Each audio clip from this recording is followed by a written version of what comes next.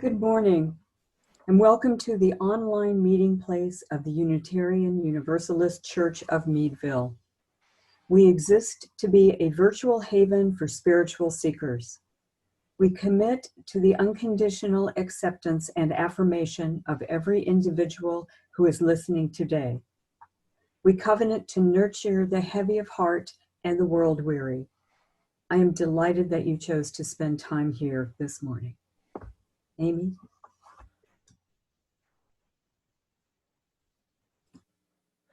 Good morning and welcome today. Thank you all for joining us.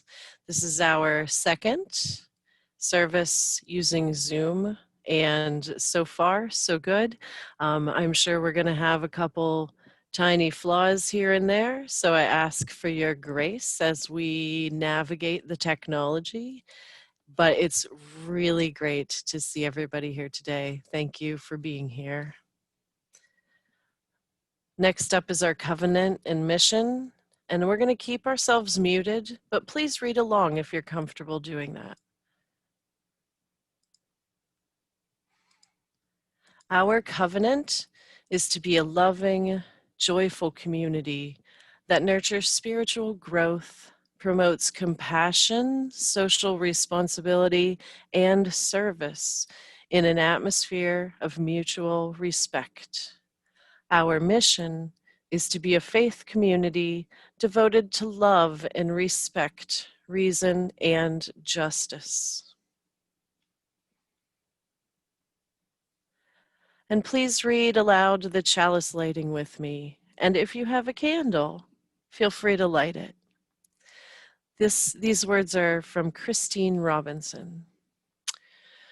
We gather this hour as people of faith, with joys and sorrows, gifts and needs. We light this beacon of hope, sign of our quest for truth and meaning, in celebration of the life we share together.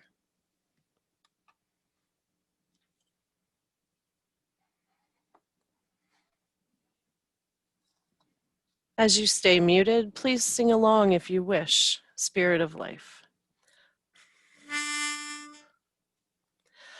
Spirit of life, come unto me. Sing in my heart all the stirrings of compassion. Blow in the wind, rise in the sea, move in the hand, giving life the shape of justice. Roots hold me close, wings set me free.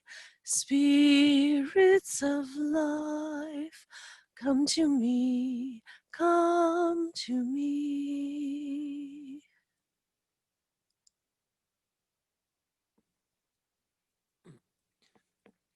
If you would like, please add a joy or a sorrow in the chat. We have 2 so far.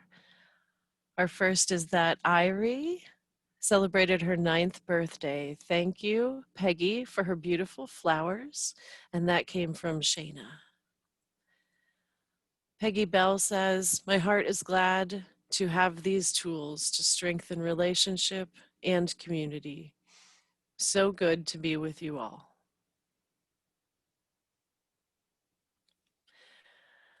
And with that, we'll go on to the next slide, which is our guided prayer and meditation.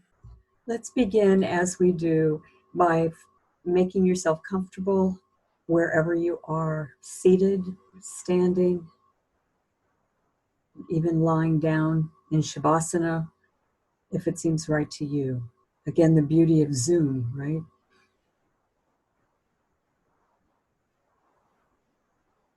Bring your attention to your breathing, following your inhalation and your exhalation. Let your shoulders relax and drop. Find your breath in your lungs.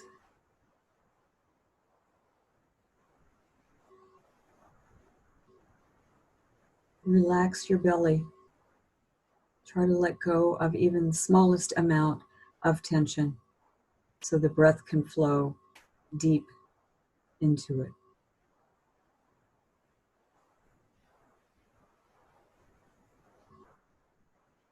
I'd like to share a guided meditation this morning, which is in our Singing the Living Tradition hymnal number 483, written by Wendell Berry.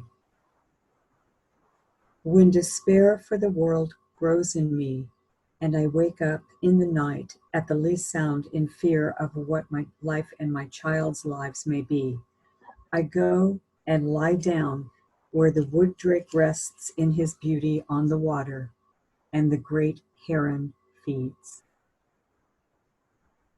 I come into the place of wild things who do not tax their lives with forethought of grief. I come into the presence of still water. and I feel above me the day-blind stars waiting for their light.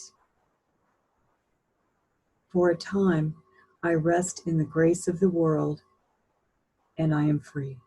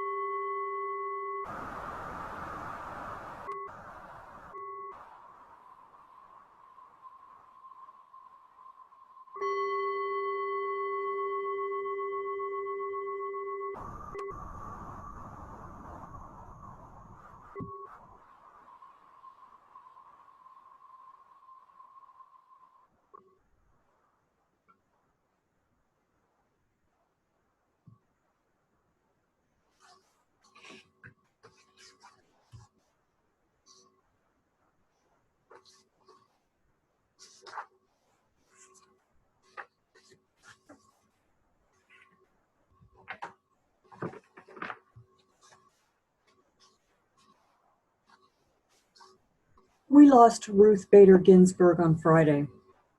A fierce champion for equal rights for women, she battled cancer for 20 years, never giving up. Justice Ginsburg held herself to the same high standard as she had throughout her 60-year career. RBG was well known for her refusal to back down from a fight. When I heard the news of her passing, I felt defeated. Too many devastating natural disasters, too many lies, too much anger, too much hatred. The loss of our liberal protector and defender was too much. Then a spark grew slowly into a flame. That is not what Ruth Bader Ginsburg would do. She never lost hope. She would keep fighting against systems of oppression and inequality. Now it is up to us to be bold, to continue the fight, and to refuse to back down. May her memory be a blessing to us all. Indeed, it is time to energize and organize. I'm excited to have this opportunity to talk with you all today. These days, I wear many hats as commissioned lay minister at Ginger Hill, UUC in Slippery Rock, and as president of the UUs of Greater Pittsburgh Cluster of Congregations. But today's hat is different, or pseudo hat. I am with you today representing UU The Vote PA's Western and Northwestern region, and to encourage your congregation to come together to vote love and not hate. As regional co-leads, Reverend Joan Sabatino, director of UU Justice PA, and UU The Vote statewide coordinator, and I are responsible for helping to organize UU The Vote teams and provide resources and electoral engagement opportunities for the 11 congregations in Western and Northwestern Pennsylvania. As of today, there are only 44 more days until the most important election of our lifetimes. Much that we as Unitarian Universalists hold dear, such as the values of love, compassion, and justice, are slipping away. Our constitutional guarantees are being chipped away bit by bit. As UUA President Susan Frederick Gray reminds us, this is no time for a casual faith. It is time to get off the bench and start fighting for what we love. Unitarian Universalists from congregations all across the country have organized teams to help reach underserved and marginalized communities to get out the vote. The UU The Vote national goal is to have 1 million UUs engaged in nonpartisan electoral education and engagement. We are collectively registering voters, providing information on the options voters have to cast their vote, whether in person or at local polling places, by mail-in ballot from the comfort of home, or filling out the ballot and dropping it off at the County Election Commission office. Phone banks and text banks are in full swing. There are opportunities for involvement happening nearly every day. Unitarian Universalists are joining with organizations such as Vote Forward to write letters and Your Vote, Your Voice to write postcards, in which we share our individual thoughts on why voting is important to us. Here in Western PA, our congregations vary wildly in size and interest or experience in electoral work.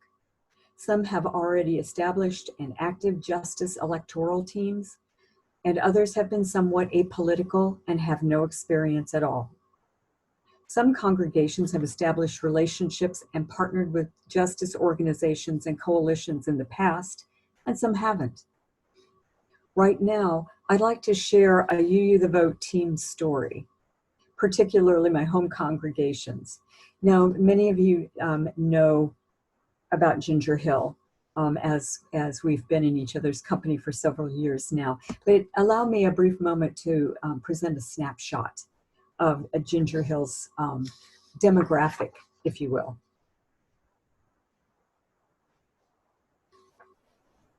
Ginger Hill Unitarian Universalist congregation is located in Slippery Rock, which is in Butler County. We are happily lay-led, and I am their commissioned lay minister. Ginger Hill is a very small congregation. So in the continuum of small, medium, and large congregations, we're at the very small end of the stick. We only have 19 members. We jumped on the UU the Vote bandwagon in April of this year. I gave a worship service introducing the program, after which 9 people joined our UU the Vote team. That, to put it into perspective, is 47% of our membership. We established a relationship with UU the Vote Western's designated regional partner, Pennsylvania United, and 3 team members took deep canvassing training. Being somewhat averse to phone banking, the team decided to focus mainly on participating in a Vote Forward letter writing campaign. But we soon realized that Ginger Hill didn't have any budget money to spend on the supplies. Paper and envelopes are not terribly expensive, but when you add in toner cartridges and postage at 55 cents a letter, the cost was prohibitive. We decided to apply for a $500 grant from the UU funding program. It felt like a long shot.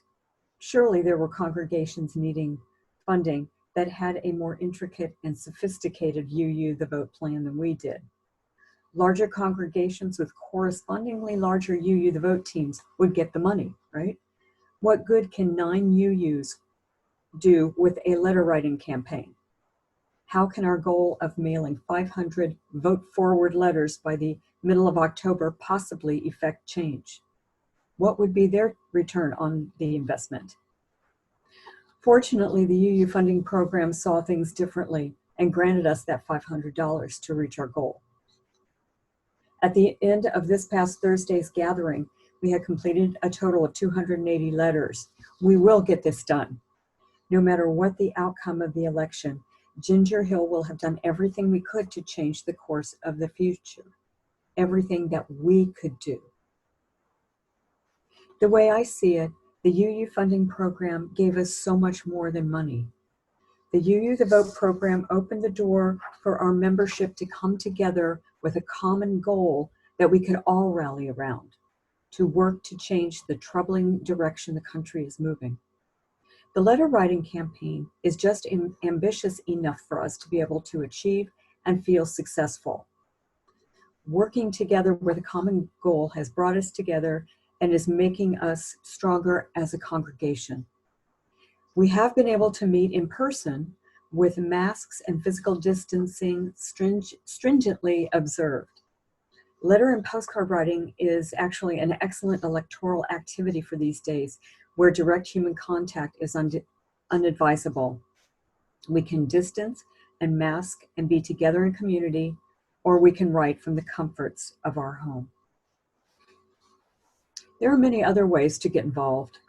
I haven't spoken much about phone banking, even though at Ginger Hill we all feel pretty nervous about phone banking.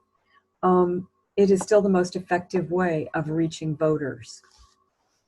Working with Pennsylvania United, the Western and Northwestern region will have its first Western targeted phone bank this Thursday evening from 6:30 until 9 p.m.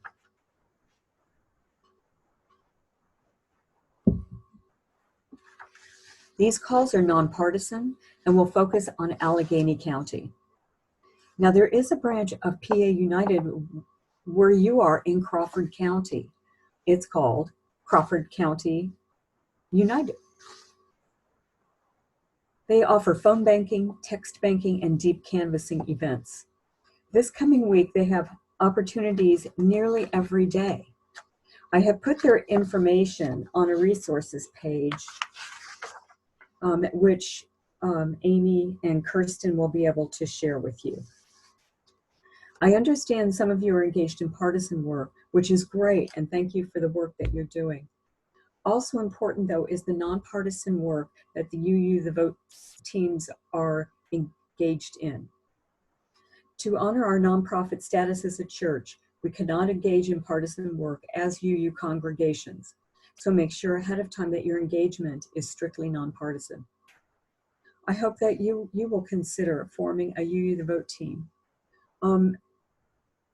Reverend Joan Sabatino and I are more than willing to meet with you, talk over ideas you may have, make suggestions or recommendations if you want them, and to help you reach or get the resources that you need to fulfill your goal. Let's work together as a faith-based and beloved community. We are called by our Unitarian Universalist beliefs to work for justice, equity, and compassion, and to defend the principles of democracy. This is the fight of our lifetimes. Ruth Bader Ginsburg did not ever back down, and neither will we. This is holy work, and it is ours. Amy will now extinguish the chalice. We extinguish this flame, but not the light of truth, the warmth of community, or the fire of commitment. These we carry in our hearts until we meet again. These closing words were written by the Reverend Ashley Haran, who works with the UUA in social justice organizing. This I got this from the original UU The Vote launch guide. It's called The Holy Work of Showing Up. You are loved beyond belief. You are enough. You are precious. Your work and your life matter, and you are not alone. You are part of a we, a great cloud of witnesses, living and dead, who have insisted that this beautiful broken world of ours is a blessing worthy of both deep gratitude and fierce protection. Our ancestors and our descendants are beckoning us, compelling us onward toward greater connection, greater compassion, greater commitment to one another and to the earth. Together we are resilient and resourceful enough to say yes to that call, to make it our life's work in 1,000 different ways, knowing that we can do no other than bind ourselves more tightly together and throw ourselves into the holy work of showing up again and again, to be part of building that world of which we dream, but which we have not yet seen. Blessed be and namaste.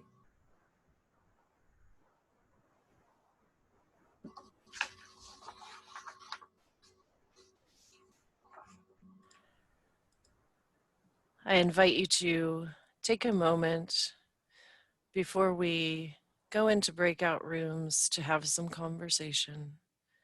Let's just take a moment to reflect on what we've heard Caron say this morning and how we feel about our position in the world today.